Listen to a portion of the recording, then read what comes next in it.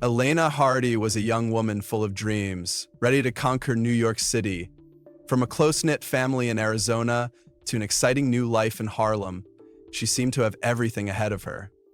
But behind the smiles and new beginnings, something dark was brewing. As her relationship with Fernando Munera grew, so did the danger.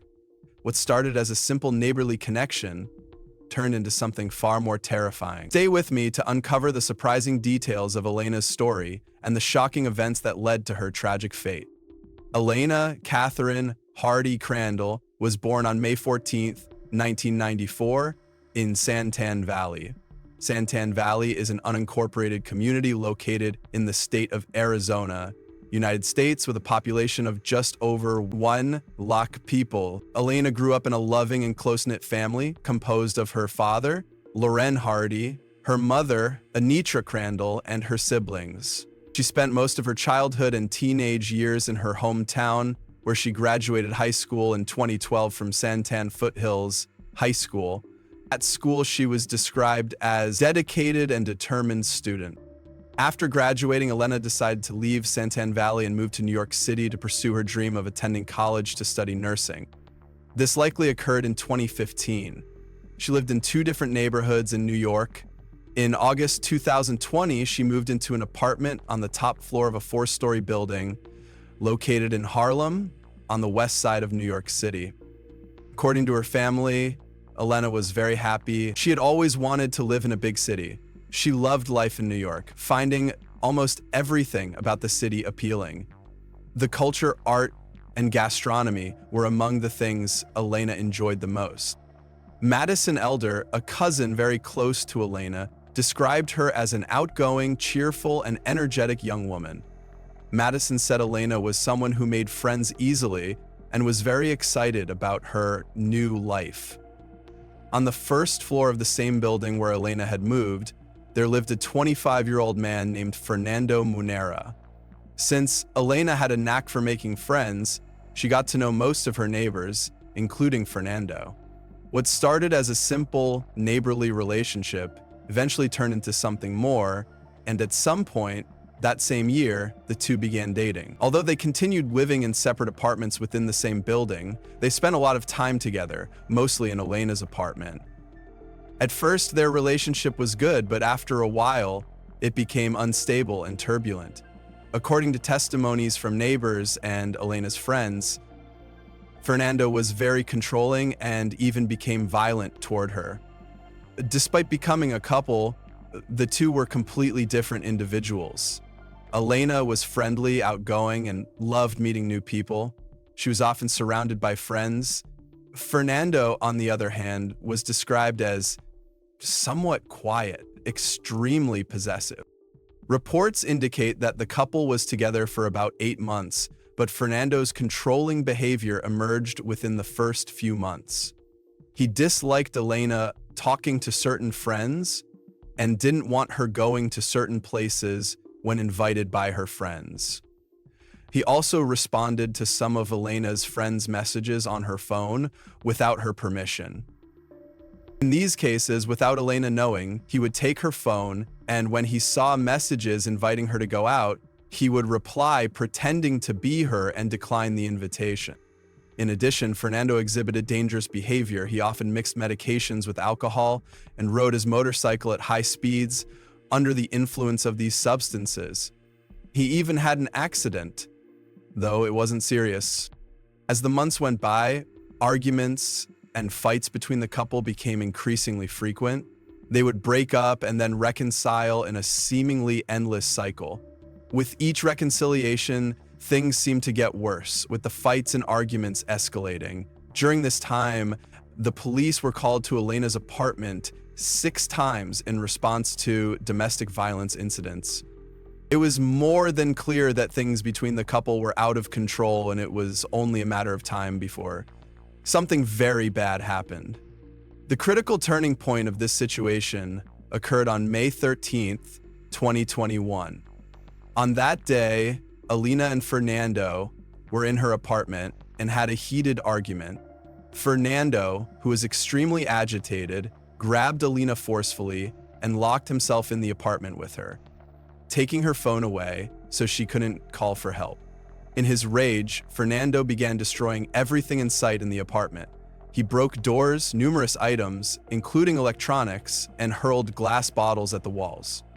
While Fernando was busy smashing things in the apartment, Alayna took the opportunity to escape. She managed to get help and called 911, which dispatched several police officers to the building.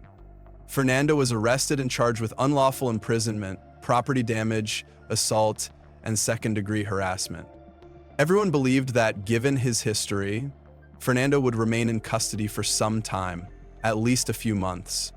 After all, the police had already been called to Alayna's apartment 6 times. However, the judge handling the case did not consider Fernando to be a threat, and as a result, he was released. Following this, a temporary restraining order was issued against Fernando, prohibiting him from approaching Alayna. Yet, he never respected this measure. Alayna completely distanced herself from Fernando, cutting off all contact with him.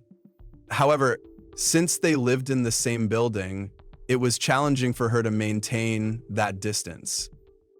On several occasions, when Alayna arrived at the building, Fernando would sit on the stairs, waiting for her, just to provoke her. Additionally, he sent hundreds of messages and called her repeatedly to tell her he was watching her. He criticized the way she dressed and sometimes demanded that she go home to change her clothes. At other times, he emotionally manipulated her in an attempt to get closer. But when that didn't work, he became even angrier. A week before the tragic day, Fernando made over 80 phone calls to Alayna. It didn't matter if she ignored him. He kept insisting on contacting her. According to her family, Alayna was very happy because that same week, she had passed an exam to become a nursing assistant.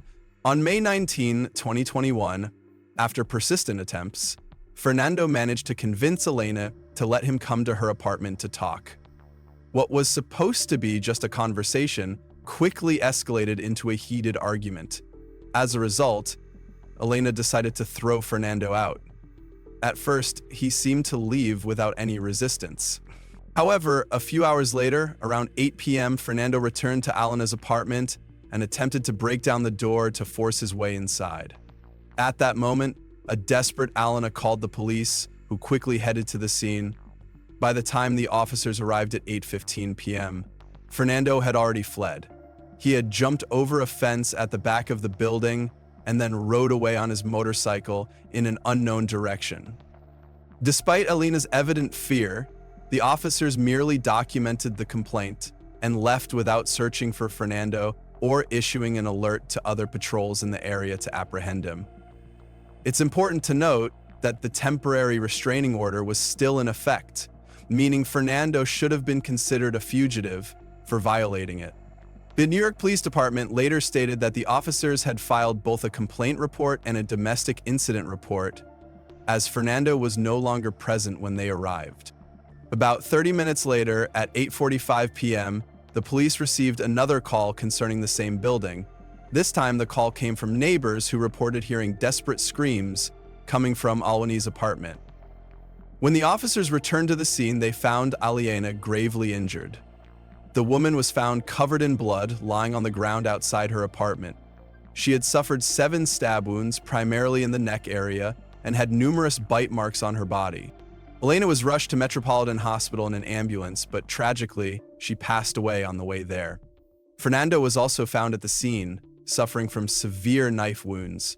These injuries were inflicted by Alayna in a desperate attempt to defend herself. Fernando was taken to the hospital in critical condition, but eventually recovered. After his recovery, he was arrested and charged with multiple crimes, including the murder of Alayna. According to the investigation, Fernando gained access to Alayna's apartment and caught her by surprise by climbing the fire escape and entering through an open window. He was armed with an air pistol and a knife. Consumed by rage and obsession, Fernando ambushed Alayna and attacked her. He inflicted 7 stab wounds on her, most of them in the neck, and bit her in several places on her body. Despite the immense fear and pain, Alayna did not make it easy for Fernando. She fought with all her strength and managed to grab the knife, stabbing Fernando in the chest. Unfortunately, her courageous effort was not enough to save her from Fernando's violence. Desperate and gravely wounded, Alayna, in a final act of courage, managed to escape her apartment. However, Fernando was relentless. He pursued her down the building's hallway, covered in blood, and still clutching the knife. Alayna's screams echoed through the corridors, alarming neighbors who, horrified, called the police. And the rest of the story is what you now know. Alayna's family was devastated when they learned what had happened. They struggled to comprehend the brutal way in which their beloved daughter was taken from them. Alayna Hardy, Alayna's father, said he had tried desperately to get his daughter out of the toxic and dangerous relationship with Fernando. He shared that he had many conversations with Alayna, urging her to cut all ties and distance herself from Fernando completely. Lauren described Fernando as a crazy, jealous psychopath who manipulated his inherently kind daughter into a destructive relationship. Madison Elder, Alayna's cousin, characterized Fernando as extremely controlling and possessive. She stated that he forced Alayna to distance herself from friends and tried to isolate her in order to dominate every aspect of her life. A friend of Fernando mentioned noticing a sudden and unsettling shift in his personality. According to this friend, Fernando always seemed impatient and irritable. The director of a domestic violence support center in New York City strongly criticized the police's actions in this case.